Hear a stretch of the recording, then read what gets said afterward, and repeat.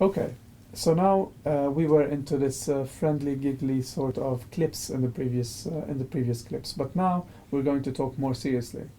You see, you have to listen to the lectures and you have to perform exercises, and each week you will have a new lecture and a new exercise to perform.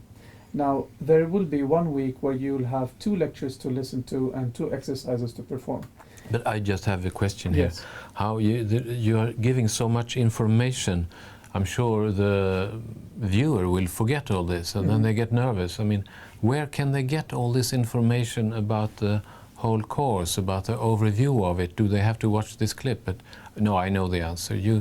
They should read the course overview, isn't it? No, you're more into structuring communication again, and I think this is a very safe way of trying to come across clearly. So what you have to do in the beginning, just give yourself an hour or two and go through all the information in the course overview page on the course website, and there you will find all your answers, hopefully, or most of your answers about the course. And if you don't have the answer to your questions, you can just contact us, and there will be a way for you to contact us. We will talk about this later. No, just say it now. I think it's very relevant, because if you have questions, you could mail it to me and to Sam. You have our mail addresses on this homepage. No, we shouldn't do it this way, Harald, because then we will get tons of mails that are very similar to each other. So what I propose and what we did last year was, there's a question and answer forum that you can see on the course website, and there you post your question and all your peers will see that question. So it better be not a very private question of what did you eat today or something. Oh yes, you're right. I was even going to come to that, but what we want with this is that you have questions and you realize the other students have similar questions, and then what you even can do, you can make small video clips like Sam and I are doing now, because we are right now answering questions. Yeah.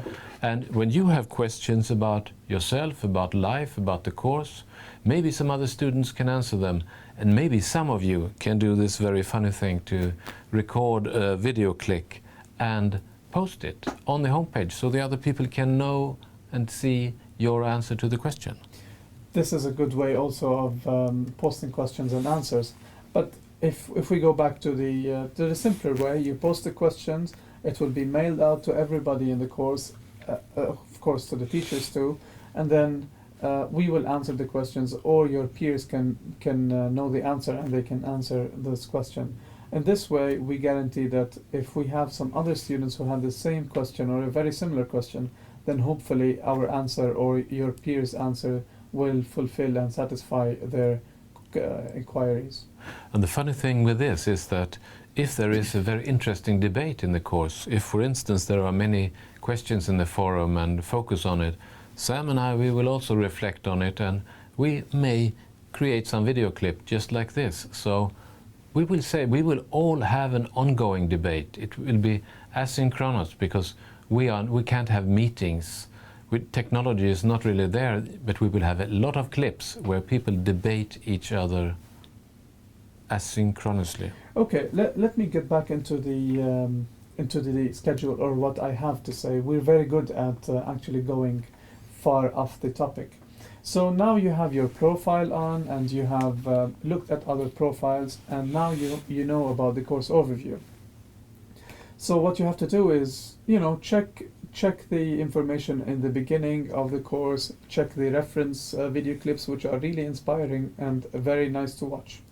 But to get back into the serious stuff, now every week you will have a lecture and an exercise to perform. And by the end of the week, you have to reflect on the exercise and the lecture that you have watched. So here's the catch. You can do this whenever you want to. So it's very flexible. You can listen to the lecture whenever you want to. You can do the exercise whenever you want to. Of course, it depends on your partners, when they will be available. So you have to decide amongst yourself.